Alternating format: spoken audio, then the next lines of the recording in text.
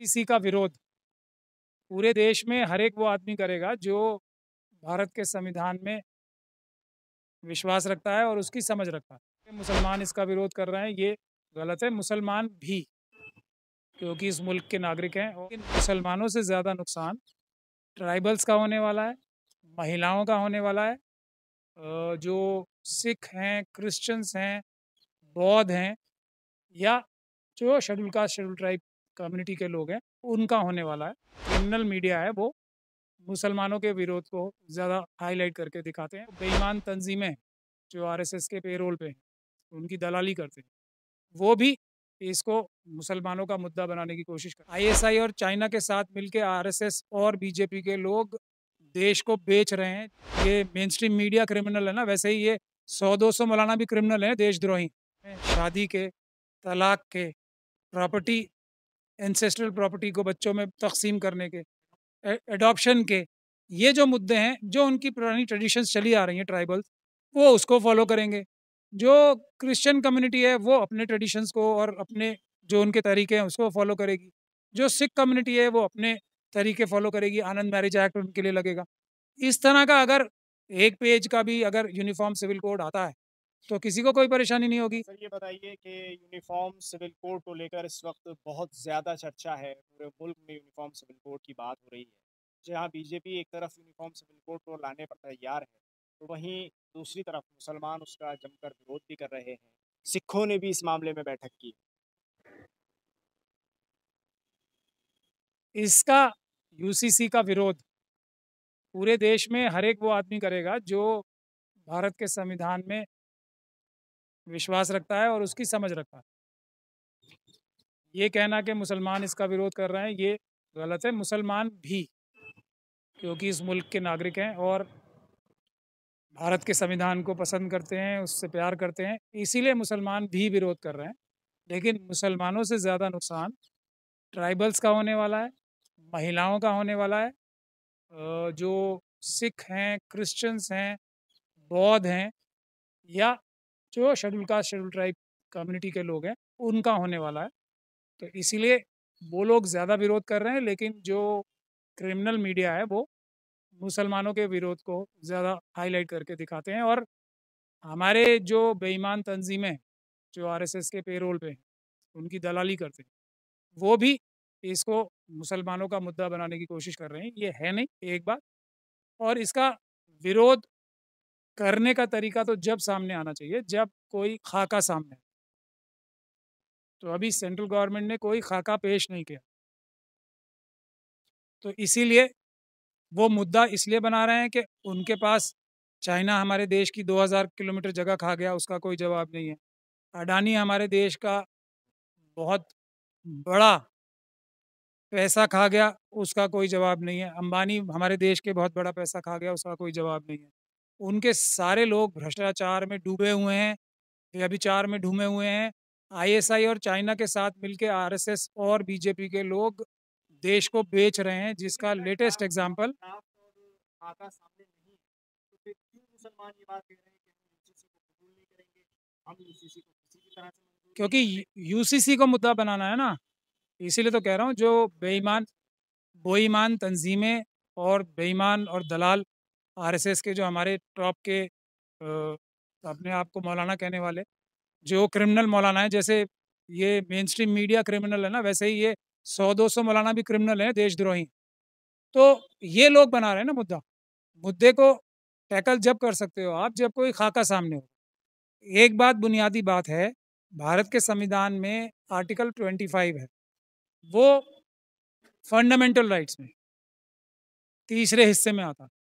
Directive principle जिसकी कोशिश करनी चाहिए, धारा 44 जो है, वो चौथे हिस्से में आता है। डायरेक्टिव प्रिंसिपल्स के इन चीज़ों की सरकार को कोशिश करनी चाहिए इसको पूरा करने की। तो यूनिफॉर्म सिविल कोड अगर ऐसा आता है, मैं आपको एक लाइन में बता दूं, तो किसी को परेशानी नहीं होगी अगर यूनिफॉर्म सिविल कोड में ये लिखा हुआ आ जाए कि सारे ट्राइबल कम्युनिटी के लोग, जो उनके ट्रेडिशनल रिवायत चली आ रही हैं, वो अपने ज़ाती मसलों में, शादी के, तलाक के, प्रॉपर्टी, एंसेस्ट्रल प्रॉपर्टी को बच्चों में तकसीम करने के, एडॉप्शन के, ये जो मुद्दे हैं, जो उनकी पुरानी ट्रेडिशंस चली आ रही हैं ट्राइबल्स, वो उसको फॉलो करेंगे। जो क्रिश्चियन कम्युनिटी है वो अपने ट्रेडिशंस को और अपने जो उनके तरीके हैं उसको फॉलो करेगी। जो सिख कम्युनिटी है वो अपने तरीके फॉलो करेगी, आनंद मैरिज एक्ट उनके लिए लगेगा। इस तरह का अगर एक पेज का भी अगर यूनिफॉर्म सिविल कोड आता है तो किसी को कोई परेशानी नहीं होगी कि सब आज़ाद हैं अपना अपना तरीका फॉलो करने का। अगर ये यूनिफॉर्म सिविल कोड है तो सब वेलकम करेंगे उसका। लेकिन मुद्दा है ही नहीं यूनिफॉर्म सिविल कोड का, मुद्दा है आईएसआई, पाकिस्तान और चाइना के साथ को देश के असली। एक घर में एक ही कानून चलेगा वरना देश बर्बाद हो जाएगा। एक घर में दो कानून नहीं चल सकते। एक घर में एक कानून, एक घर में एक कानून, एक घर में एक संविधान चलेगा।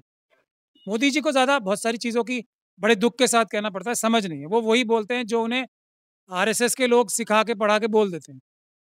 एक घर में एक कानून चल ही रहा है ना, भारत का संविधान चल रहा है ना। और वो भारत का संविधान आर्टिकल 25 में ये कहता है कि हर एक को अपना धर्म फॉलो करने की आज़ादी है। अब मोदी जी को ये बातें पता नहीं है।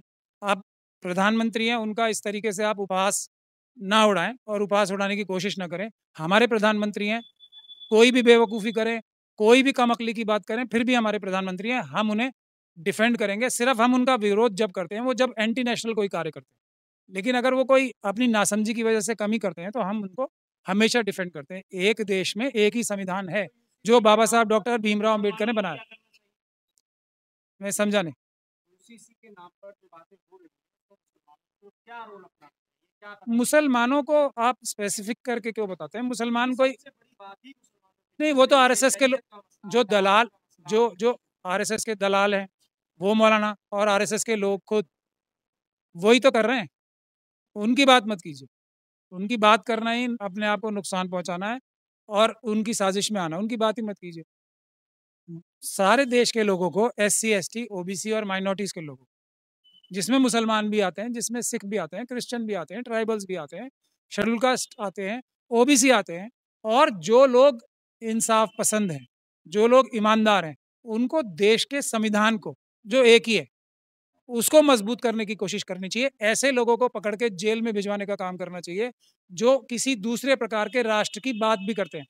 जैसे कुछ लोग हिंदू राष्ट्र की बात कर रहे हैं या तरह तरह के दूसरे राष्ट्रों की बात करते हैं, उनको ढूंढ ढूंढ के सब लोगों को मिलकर जेलों में भिजवाने का काम करना चाहिए। उनके खिलाफ कानूनी कार्रवाई करनी चाहिए। ये बाकी सब मुद्दे बेकार हैं। संविधान को मजबूत करना ही सबकी जिम्मेदारी है। उसमें मुसलमानों की भी एक ही काम करना चाहिए। मुसलमानों को भी दिन रात अपने प्रोफेशन से, अपनी पढ़ाई से, अपनी लिखाई से, अपने रिलीजियस फंक्शंस को करने के बाद, नमाज रोज़ा करने के बाद फौरन संविधान को मजबूत करने के लिए जुट जाना चाहिए। तमाम सर लोग ये भी कहते हैं कि जो मुस्लिम कम्युनिटी है वो जो शरिया कहता है उसके हिसाब से अपनी चीज़ें, अपने फ़ायदे की चीज़ें जो उनको डिफरेंस करती हैं अलग अलग चीज़ों में, वो करते हैं। इस्लाम के तहत जो सज़ाएं हैं वो नहीं मानते हैं। अगर एक जैसा कानून होगा, अपने जैसे 3 तलाक हो गया और जो भी उन्हें इस्लाम अधिकार देता है उसके तहत अपने फ़ायदे की चीज़ें करते हैं, दूसरी चीज़ें नहीं मानते। नहीं, ऐसी बात, फिर वही बात है, ये भारत देश है, ये भारत के संविधान से चलता है। तो हम सभी भारत के संविधान को मानते हैं और भारत का संविधान ये कहता है कि मुस्लिम धर्म के लोग जो उनके क्रिमिनल लॉ तो सबको एक जैसा मानना पड़ेगा, भारत का संविधान ये कहता है। और जो उनके सिविल लॉज हैं वो अपने अपने सिविल लॉ को फॉलो करेंगे। यही मुसलमान करते हैं, यही शेड्यूल कास्ट करते हैं, यही शेड्यूल ट्राइब करते हैं, यही ओबीसी करते हैं और यही सिख, क्रिश्चियन, बौद्ध करते हैं। ये मनुवादी मानसिकता के लोग ही तो हैं जो बेईमान हैं, वही बेईमानी करते हैं। हम तो भारत के संविधान को मानते हैं और वही करते हैं, सभी वही करते हैं।